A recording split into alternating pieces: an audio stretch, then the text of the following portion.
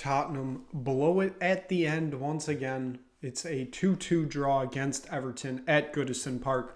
Welcome into Top of the Perch. I'm your host, as always, Nick Burt. What is it about this kit? What is it? Why is this kit, this one right here, the Tapur Haze, as they call it, so cursed? Just so many awful and dreadful games in this. Seems like all our worst games this year played in this kit. The only outlier there is really the Chelsea game, if we're honest. Like I said, Tottenham draw this game 2-2. And yeah, I don't even really know where I want to start here. I know it got started off early with a Richarlison goal in the 4th minute that put Tottenham up 1-0 very early. Kind of felt like Tottenham were going to control this game. Did that really happen? Yes and no. I would go to say Tottenham definitely had plenty of opportunities to get it to 2-0, but they could, well, one, they couldn't convert, and two, it seemed like Everton were always on the attack and getting a corner. From about the 10th minute to halftime, basically, it felt like Everton were getting a corner every 2 minutes. And Tottenham's defense on corner kicks, free kicks, any of those type of kicks, it's something. Especially against a team like Everton. It's something. The Jack Harrison goal in the 30th minute was caused because of a scrum on a corner kick.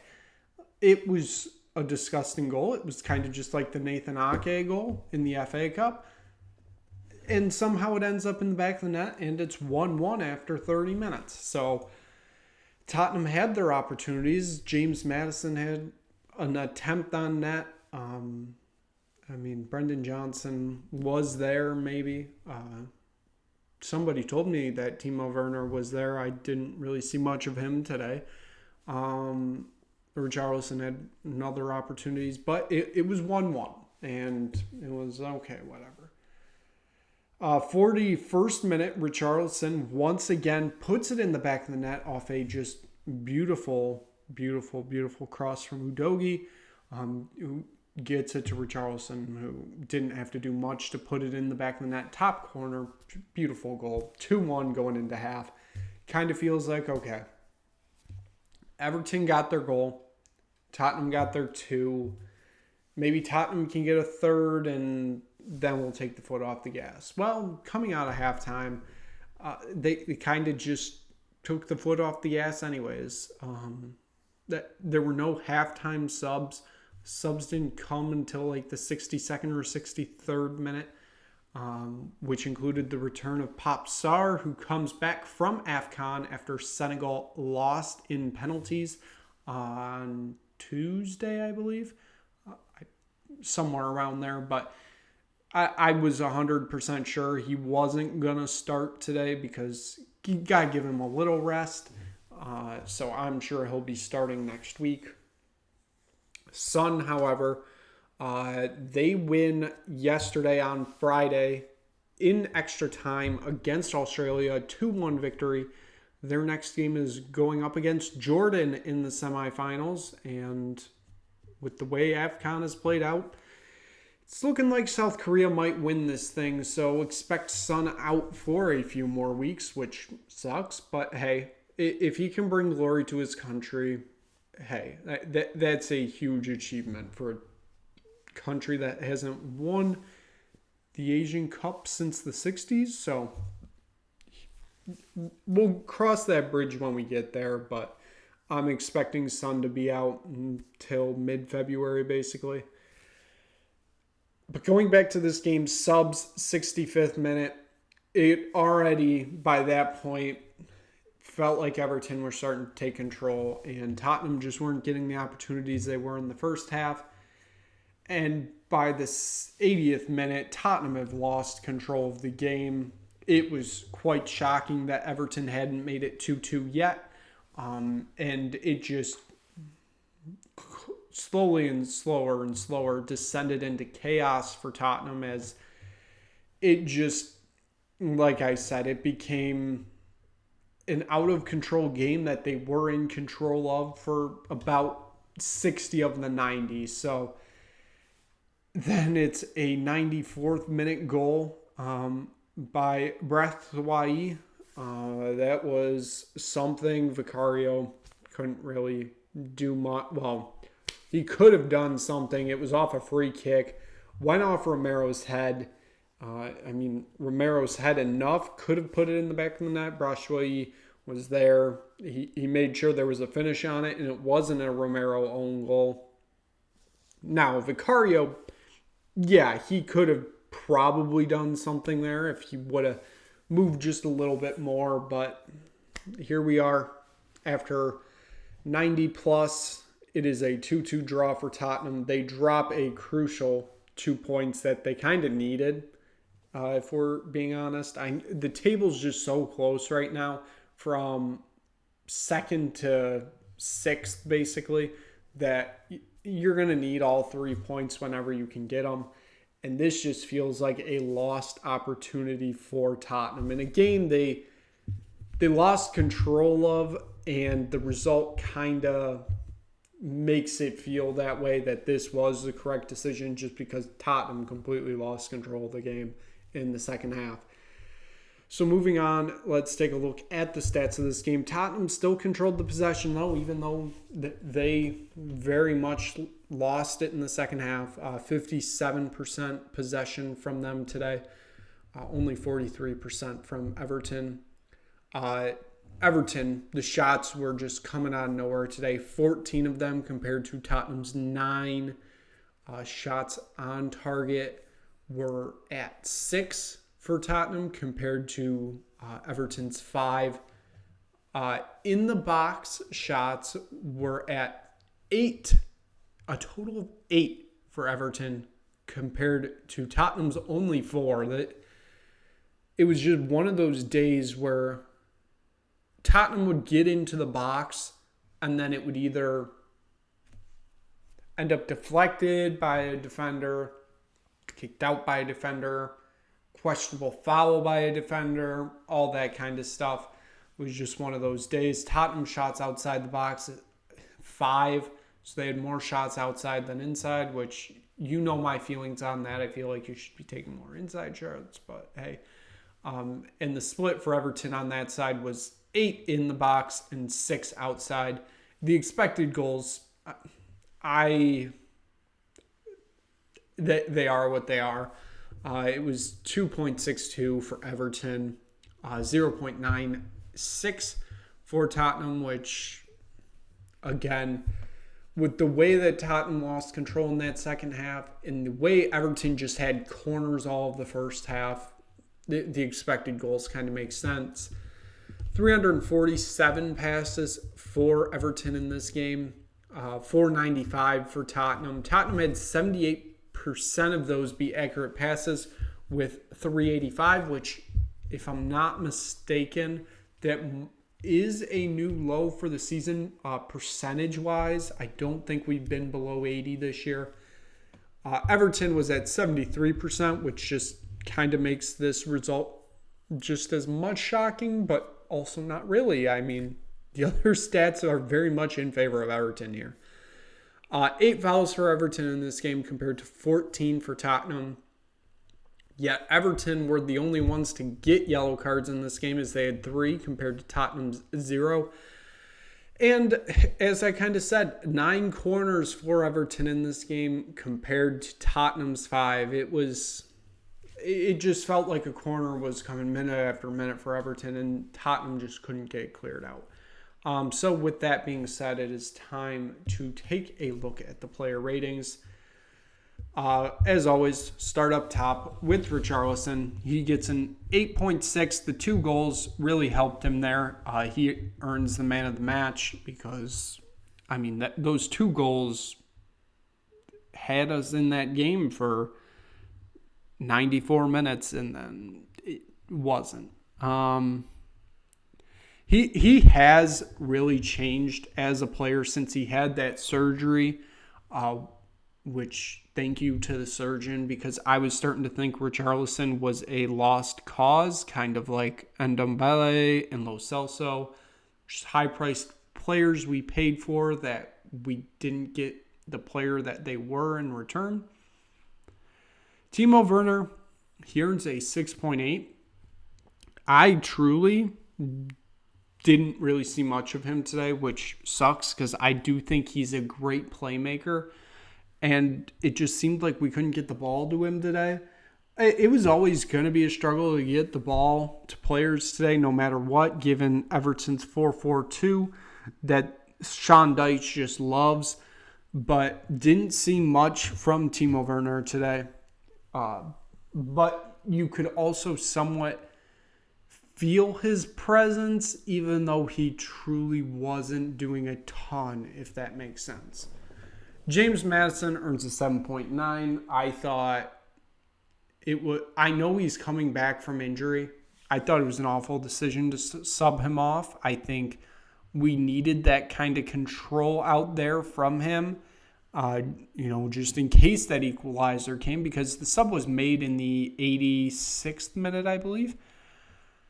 86th or 88th, somewhere around there. But just in case an equalizer comes, I would have rather had Maddison out there. But that equalizer came and he wasn't out there. So really not much to say with that one. So it is what it is. Brendan Johnson earns a 6.8. It was kind of the same as Timo. You couldn't really get much done on the wings today. And Brendan Johnson just kind of fell victim to that, if we're honest. Kind of just fell victim to all of it. So it was just one of those days for the guys on the wing. It just sucks to see because they should be better than this, but here we are. It's a 2-2 draw. Rodrigo Bentancur, it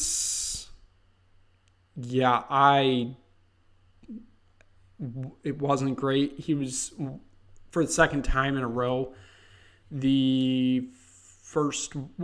of the first subbed off. I know he got subbed off at halftime last game. Now he was the first sub in this game. Got subbed on for Popsar. I don't really know what to say here. So I want a lot better from him. It's hard to tell sometimes if injuries have, gotten to somebody, but hey. Højbjerg, honestly, not a terrible day from him. He earns a 7.2. It's his normal Højbjerg self, but I'd much rather have him playing that way than having Skip out there for the 80 or 90 minutes before he gets subbed off, doing whatever Skip does. Both aren't great footballers for the tactics that Ange Postecoglou plays, but Højbjerg just seems a better fit of the two, I guess, and he had a decent performance today, like I said.